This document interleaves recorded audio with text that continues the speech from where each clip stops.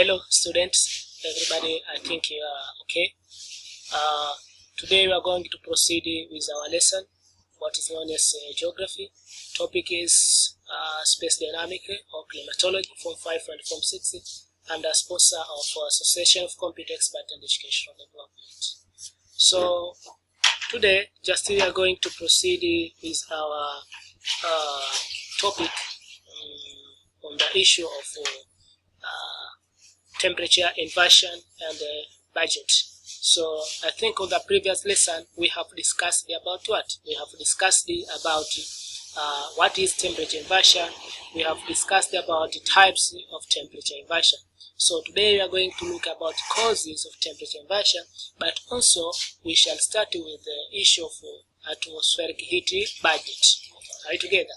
Also today we shall consider all kind of language in order to create more understanding for all students. Okay, let us start.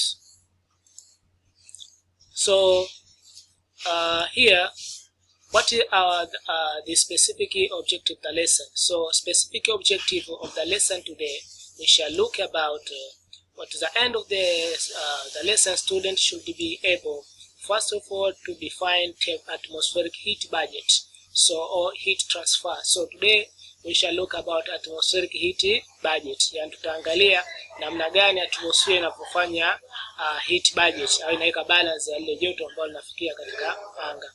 So tutaangalia namna gani budget itafanyika, but also lengo letu jingine kwa somo la leo tutaangalia factor or causes of temperature inversion. Even the question come from here. Ukiangalia paper ya mwaka 2018 swali limekuja elezea causes of temperature inversion, ila tutakuja kusolve katika next lesson. Hivyo basi let us start. What is atmospheric heat budget? Nini atmospheric heat budget? Jamani, tunapozungumzia heat budget, hata sisi binadamu unakuwa na budget yako. Unapokwenda shule unatengeneza budget yako mwanafunzi, sio? Lakini pia sometimes unapoweka voucher unakuwa na budget yako. Unaweka 500 unasema MB hizi nitasomea, hizi tafanya hichi, malaki ni budget. Au kuanzia asubuhi hadi jioni basi unakuwa unaweka budget yako. Pengine shilingi 20,000, pengine 20,000, shingapi utaweka kwa ajili ya maandalizi mambo mengine na kiasi gani utatumia kwa ajili ya masomo yako. That is budget. Ina maana budget ni ile namna gani unapangilia mambo yako kwa siku au kiasi gani unataka kwamba utumie na kipi kibakia. That is a budget. Hivyo basi atmospheric heat budget maana yake vile vile katika anga pia anga nayo inakuwa inafanya hii budget. Hapa tunasema kwamba the sun energy siku zote kwamba jua kama jua linakuwa linazalisha mionzi. Na napenda kukumbusha kwamba hapa tunaangalia masuala ya climate. Sasa always siku zote jua linakuwa linazalisha mionzi, au sio? Ambao tunasema ni sun rays. So the sun energy, ile sun energy is called as isolation. Ile energy ya jua ambayo inatokana na jua tunasema kwamba ni isolation or solar radiation. Tayari, what is sun energy? Sun energy sometimes is called what? Isolation or solar radiation, which turn heat energy ambayo inatengeneza heat energy, nguvu ya energy ya heat.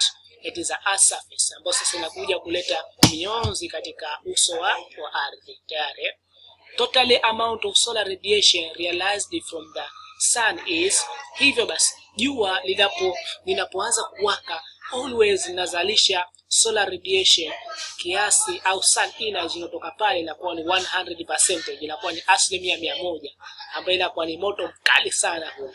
Tayari, since the earth is neither warming or up or no cooling down. Hivyo basi tunakuwa tunatarajia kwamba tuione ardhi iko warming, isiwe moto sana na wala isiwe baridi sana, iwe maximum.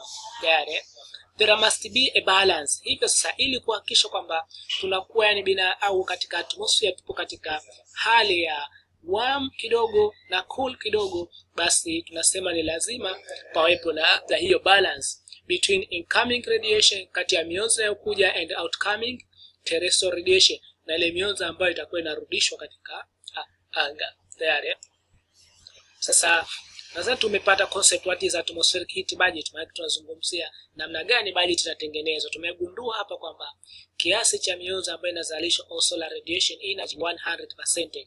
Sasa hii at the end of the day na kwa inatengenezwa balance, tunapata kiasi kidogo. Hapa kama tunavyoona, hii ni Earth energy budget, namna gani mionzi ya jua inakuja katika Earth surface, kama tunavyoona hapa from the sun up to the Earth surface katika green. Hii hapa kati ni mawingu tayari, ina maana sasa hapa mionzi ya jua baadaye ina reflect back, inarudi zake angani. That is budget how is. By proceeding now, tuangalie therefore atmospheric condition reduce the amount of solar radiation or isolation through the process. Sasa je, hii budget labda mpaka tunapata kiwango maalum ambacho tunakihitaji, zinafanyika process zipi? Labda ina maana kuna process maalum zinazofanyika kuitoa ile amount energy ya kutoka 100% inakuja katika kiwango ambacho kinahitajika katika Earth surface.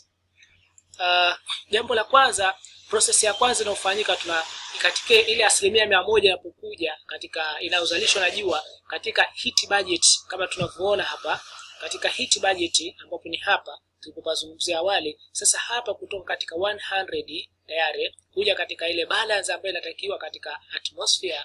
Sasa kinachofanyika tunasema kwamba cha kwanza kuna process maalum ambazo zinafanyika, na process zenyewe tunasema ya kwanza ni nini? Kunafanyika process ya observation. Naanza kaja soka ambayo explain the condition of process that take place in order to create a balance of atmosphere. Sasa process ya kwanza tunasema ni observation. Observation maana kama kufyonza hivi tayari, na maana about 15% kiasi cha asilimia, tunasema asilimia 15 of the total solar radiation is observed inafyonzwa by atmospheric component. Na maana kuna component maalum za kwanza zinafyonza hii asilimia 15. Je, ni zipi hizo? Tunasema za agent observer. Agent wenyewe anakuwa ni water vapor.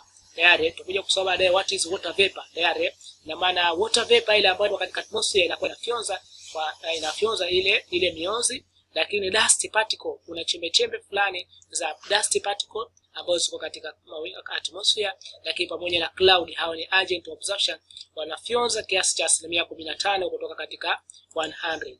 Lakini pia kingine tunaangalia reflection. Some amount of solar radiation is reflected back, inakuwa inarudishwa. Na maana tukizungumza reflection, lakini ile process is a process of reflecting back the amount of solar radiation.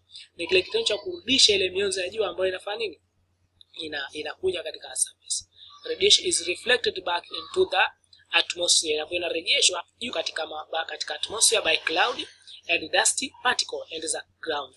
Tayari ina maana ground, mionzi ya jua ikipiga katika ardhi, tujalie hii ni ardhi yetu, ikapiga hapa juu, basi always mionzi ya jua inafanyika reflect kwenda zake na juu. Lakini pia tukiachana hapo, tunazungumzia kuna cloud, mawingu yapo katika troposphere, yanapo cover cloud, mionzi ya jua ikija inapiga pale, then ina reflect back. So tunakuta kwamba ile kiasi fulani tuna ile balance na inapatikana. Lakini pia tunaangalia scattering, kutawanya. Scattering maana kutawanya, tayari mtawanyiko. Some amount of solar radiation reaching to the troposphere is scattering to the space. Tukizungumzia jamani troposphere, tutakuja kusoma vertical structure of the atmosphere katika somo lijalo. Katika vertical structure of the atmosphere, kwanza tuna troposphere. Troposphere ambayo hii sasa inakuwa mara nyingi even oxygen inapatikana, lakini vile vile ina support living of organism na mambo mbalimbali. Tayari haya scattering space and also the ground, some scattering downward and diffuse. The total amount of scattering on the earth ni 45, so receive small part of the total radiation amounting ni to 45. Tayari tukiachana hiyo, tunakuja tumeziona zile process gani zinazofanyika. Sasa tunaangalia what are the causes of temperature inversion. Je, ni causes zipi zinapelekea temperature inversion? Kwanza kabisa tunaambiwa radiation. Kama umesoma katika types of temperature inversion kule, basi takuwa haitaki sana kufahamishwa hii. Radiation during the night, land lose all it is heat by radiation causing low atmospheric to cold, but the upper atmosphere is hot. And second one, we have advection. When the pocket of air, advection maana yake tunakusudia kwamba advection hii tufahamishane kwamba ikiwa kwamba pocket of air will pass over of warm air past the area that is covered by warm air, tayari always cold air will tend to sink down upepo baridi utakuja zake na chini, and warm air will tend to rise up. Jaribu kupitia katika previous video utaona michoro ikoje. Lakini pia kuna air subsidence, na hii pia tumeizungumzia awali. Air descent diffuse katika zone za 90 degrees south and north. Hivyo basi zile molecules zinakuwa zinagongana, na zinapogongana katika air na descent always na kwenda kutengeneza kitu gani? Na kwenda kutengeneza collision. Collision tengeneza friction, msuguano, na baadaye tunapata nini? Tunakwenda kupata temperature inversion inatokezea kutokana na ile collision ya hizi molecules mbalimbali. Lakini pia kuna air front. Air front akusudia kwamba when two air with different characteristics meet at the front, always the warm air will tend to rise up and the cold air will tend to sink down. Tayari. Lakini pia kuna katabatic wind. Katabatic wind hii tutakuja kusoma zaidi katika types of wind, lakini hapa tumechukua kama ni causes. Why katabatic wind? Tunapozungumzia katabatic wind, concept yake hii ni rahisi sana. Kata maana yake anguka, au sio? Kama ni mtu umesimama ukikata unaanguka, maana yake hapa ni kwamba kuna pepo zinaanguka kutoka juu kuja zake na chini. Tayari. Ina maana very cold wind. Hizi ni pepo ambazo ziko baridi, blowing from the mountains, zinakuwa zinavuma sasa kutoka juu ya milima at the night, wakati wa usiku, replacing the warm air as a veil. Hivyo basi hizi ni pepo baridi zinavuma kutoka milimani, zinakuja zake na chini kwenye valley, kwenye katika maeneo ambayo yako valley yenye bonde, au katika mabonde ya ufa. Baadaye kule kwenye bonde unakuta mara nyingi kuna warm cold air. Sasa cold air kunakuwa kuna warm air. Warm air itaondolewa kwa sababu inayokuja ni cold air ambayo ni nzito, itaondoa warm air. Warm air ita rise up na cold air ita sink down. That is why katika sehemu ya juu itakuwa tunapata ile temperature inversion. Lakini nyingine water vapor and cloud. Water vapor and cloud, how both water vapor and cloud at the high level region observe heat and temperature. Na kwa inafyonza ile pamoja temperature has caused high temperature inversion at the high altitude. Kwa sababu juu kabisa kuna water vapor pamoja kuna cloud. Sasa ukiweka kitu, tujalie kwamba hii simu yangu jinsi ilivyo, tujalie kwamba hii ni cloud, au sio? Sasa mionzi ya juu itakuja hapa, itamiminika hapa. Kile kimiminika hapa itatengeneza heat, na maana itatengeneza troposphere, au katika atmosphere itakuwa, au katika stratosphere au troposphere utakuta baadhi ya wakati tunapata ile temperature inversion. Lakini nyingine kuna land breeze. Land breeze nasema kwamba during the night air near the land is cold than air near the sea level. Then cold air moving and replacing the warm air at the sea and creating inversion. Unasema kwamba wakati wa usiku ardhi near during the night air near the land area is cool. Katika wakati wa usiku ukiangalia mwenyewe usiku unakuwa kama ile hewa inakuwa iko baridi. Sasa upepo ule, kwa sababu bahari na upepo na bahari na ardhi wanakuwa wanasaidiana jamani, wanasaidiana. Ikiwa bahari iko cool, basi upepo wa baharini utatoka utakuja zake nchi kavu kuja kuweka balance ya ile temperature iliyoko huku. Na ikiwa kwamba bahari iko moto, basi upepo wa huku ardhi unatoka kutoka baharini. Maana hii inakuwa inasaidia kutengeneza ile temperature inversion.